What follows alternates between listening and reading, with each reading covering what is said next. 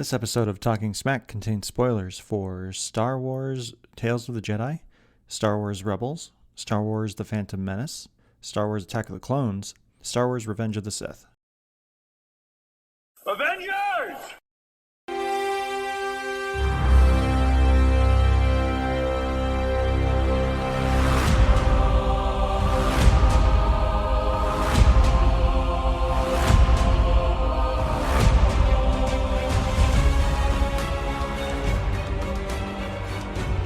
Hello there, and welcome to a special bonus episode of Talking Smack, where we talk Sith, Alderaan, Mandalorians, and what's a C in Star Wars? Corellian freighters, I guess? That's the best I can come up with off the top of my head. It's very early, if you can't tell from the sound of my voice. But we are here to talk about the newest Disney Plus Star Wars entry of Tales of the Jedi, an animated feature or animated series of short, not even films really, just animated shorts that are about 12 to 16 minutes long, and they feature Ahsoka Tano and the eventual Count Dooku. It seems like his name is just Dooku, kind of like Madonna. He doesn't have a first and last name. He's just Dooku until he becomes a Sith apprentice, then he becomes Count Dooku. Which, why didn't he ever become Darth Dooku or something? Maybe just the double D? I don't know. Weird questions that come into my mind this early in the morning. So I'm just going to dive right into this and, again, break this down a little bit. These are a series of shorts that focus on Ahsoka and Dooku. It's kind of a mirroring of their respective journeys towards trying to become part of something greater. But in the case of Dooku, obviously, it's an evil experience that he's not fully aware that he's joining, and Ahsoka, who is tired of fighting but then realizes she can't escape the fighting, and she joins up with the rebellion. And to be upfront about this from the beginning, I really enjoyed the Dooku stuff more because it's stuff we haven't seen, and it's more interesting because it takes place before the Clone Wars, where Ahsoka's stuff feels really just like justifying certain things, which I'll get into. I guess we'll start with Ahsoka because I think the Dooku stuff is a little bit better, so I want to get into that a little more detail. So Ahsoka has 3 stories, and this is all told sequentially. So, we have Ahsoka's birth as the very first episode. Her Togruta tribe has a tradition, seemingly, that when a child is a little more than a year old, basically probably once they can walk, they have to go through a rite of passage with their mother, which is they need to go on a hunt.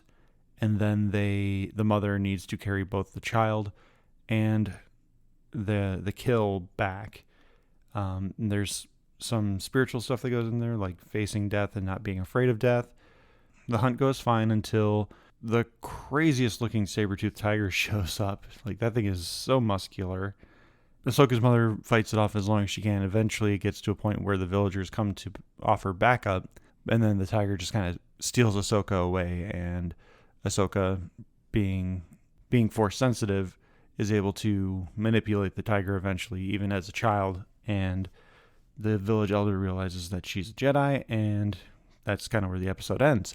I think it would have been more compelling if they had even just alluded to the tiger thing. I know they needed an action sequence in this. Every episode has an action sequence for these shorts, but I think it would have just been more compelling to just see the family drama in this. I don't really care about when the village realized she was a Jedi. I care more about what is it like to have your child ripped away from you from a cult of monks who will train her to become a warrior, essentially.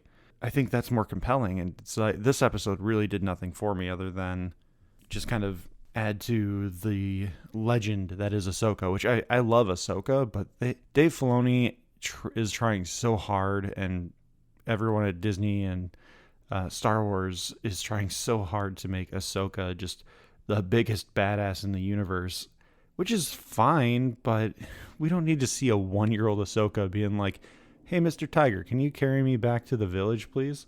And then we don't see Ahsoka again, because again, this is a sequential series. We don't see Ahsoka again until episode 5, which is just after the Clone Wars movie. not Attack of the Clones, the animated Clone Wars movie that is essentially a really long pilot for the series.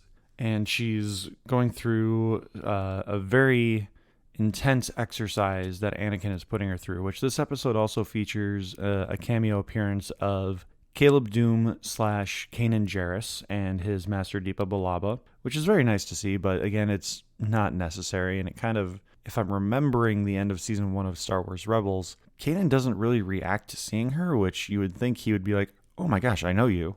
It's neither here or there, it's just a fun little Easter egg cameo. This episode essentially serves to fill in the gap again, why Ahsoka is such a badass that she's able to hold off an entire platoon, if not an entire regiment of clone troopers. It's just one more thing in her training with Anakin that makes them love each other in their way, and just makes her, again, more of a badass. It's just really, that seems to be the only thing they're trying to do with her, with anything that's not directly tied to the Clone Wars series now, where if it's just a loose tie-in, at least in this era, it's just, we got to show how she became, how awesome she is. And then the last episode of I'm assuming this is going to become a seasonal thing where maybe they'll focus on other Jedi like Mace Windu and Yoda and stuff. The last episode of this season is Resolve, which is also the last Ahsoka episode, which it starts off really nicely where we see Ahsoka at Padme's funeral, and she's confronted by Bail Organa to kind of try and recruit her, but she's like, I'm done fighting, I'm done. And it cuts away to her baling some hay with some people, and she's just reclusive. She ends up saving a girl who is about to be crushed under a bunch of hay that's been overstacked, and that leads to an Imperial sympathizer who is also the brother of the girl that almost got crushed, calling up the Jedi, or not the Jedi, the Empire.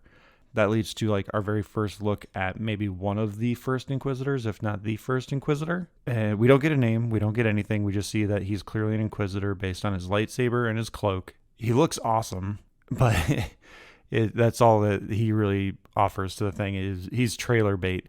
It's a really good fight that shows off Ahsoka's skill even without a lightsaber. But it's, again, just there to show Ahsoka is badass, and she's ready to get back in the fight and join the rebellion, which is cool, I guess. It just, I don't know. It's really strange to me that they have to focus so heavily on how awesome Ahsoka is when we know she's awesome. You don't really need to drive the point home with every episode. Like, give us some nuance. We don't just need action from her. Now, the good stuff, the really good stuff, in my opinion, episodes 2 through 4, takes place, it seems like about 10 years apart.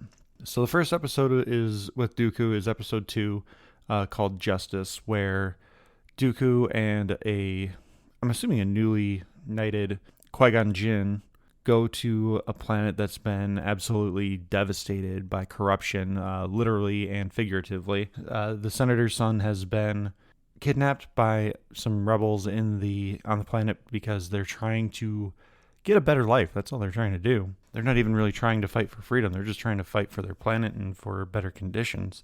And Dooku sees this, and the running theme throughout all 3 episodes is corruption in the Senate, and kind of within the Jedi Council, where they've calcified, where even working against the Senate because they're so delusional. They're so delusional and self-righteous in their belief that what they're doing is the absolute right thing, and there's no way that the Senate and the Force could lead them down a bad path. So Dooku, we see the first glimpses of him reaching into the dark side, where he does a force choke on the senator, but Qui-Gon saves the day and shows why he's a good Jedi.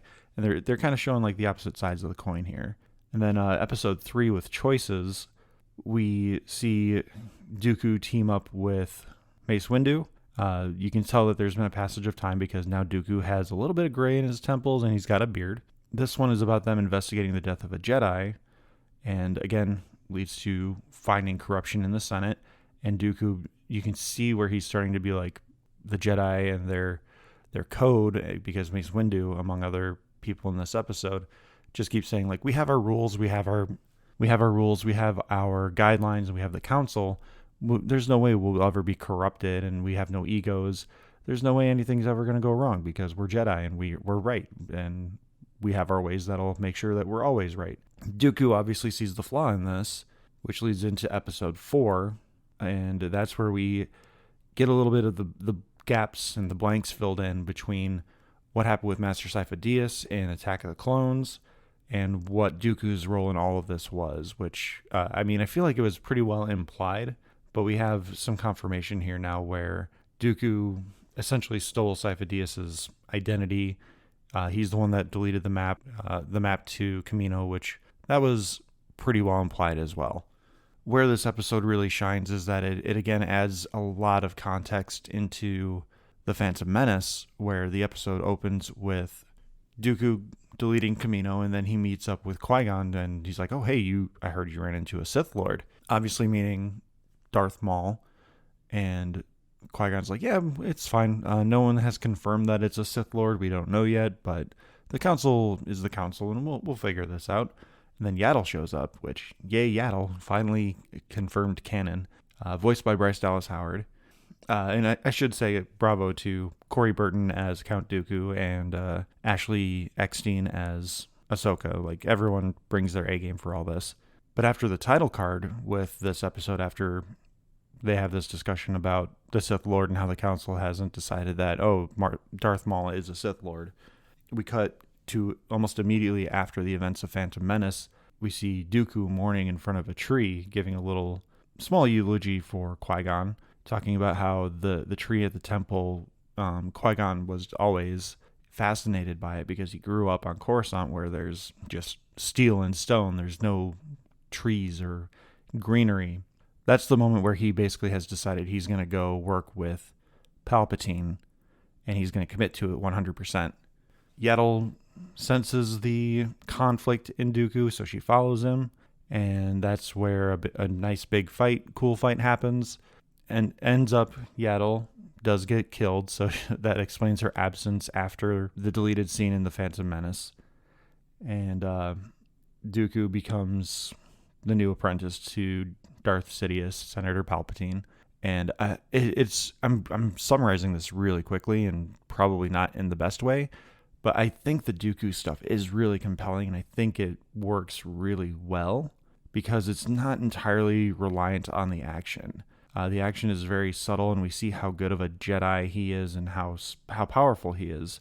But it's the character and see him realizing the corruption in the Senate. And I don't want to get too political here, but it kind of mirrors today's society where he's being manipulated by the evil, and he thinks he's doing it for the right reasons, but then he just becomes a tool for the rise of an emperor. And we're seeing that a lot today in the US with Trumpism and some really heavy theocratic authoritarianism.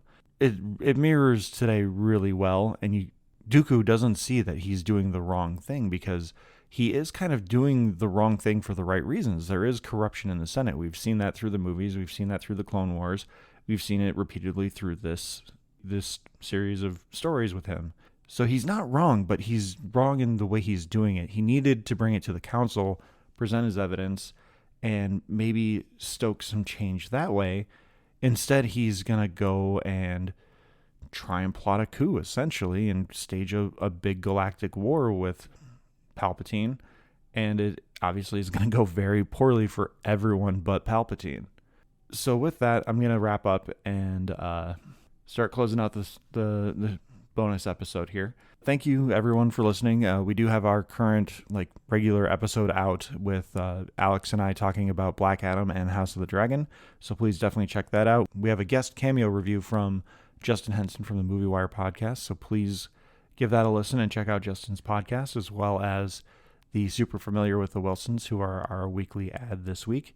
And thanks everyone for listening. This Star Wars Tales of the Jedi, I would say, is a must-see for anyone who's a fan of the Clone Wars and just wants a little bit more context for Count Dooku. I think it's really good stuff. Maybe not the best Star Wars stuff, especially with the Ahsoka things. Like I said, there's kind of a mirroring story, but it's really loose at the end. It's basically like Ahsoka joins the rebellion because she sees the corruption of the Empire, and Dooku joins Sidious because he sees the corruption of the Senate. But obviously, One is for a good cause, the other ends up being for a very bad cause, but we see that he thinks he's doing it for the right reasons. But with that, again, please give us a like, subscribe, follow us on Twitter. Follow me on Twitter at Josh_Scar. You can follow the podcast at Talking Smack Pod. Please email us with your thoughts on Tales of the Jedi, Black Adam, whatever our subject of the week is going to be, which our next episode is this Wednesday, November 2nd. We'll be talking about the Mass Effect 15-year anniversary. Matt and I are joined by Dan from Casting Views. And then the week after that, I believe we'll be talking about the Weird Al movie, and I think we might have a special guest with that one. I'm not quite sure if we have that locked in yet or if we can make that work, but I'm going to try and have a special guest with that one. And then the week after that, on November 16th, we are going to be talking about Black Panther Wakanda Forever, which I'm extraordinarily excited for. So please stick around and keep tuning in. Email us your thoughts on those projects or your hype levels. If you see them before we record, please send us an email and we'll read your thoughts. Thank you to Leo Allen for our musical themes, Beppo for our avatars. Please like, subscribe, review, and thanks again everyone for listening. Take care. Watch Star Wars.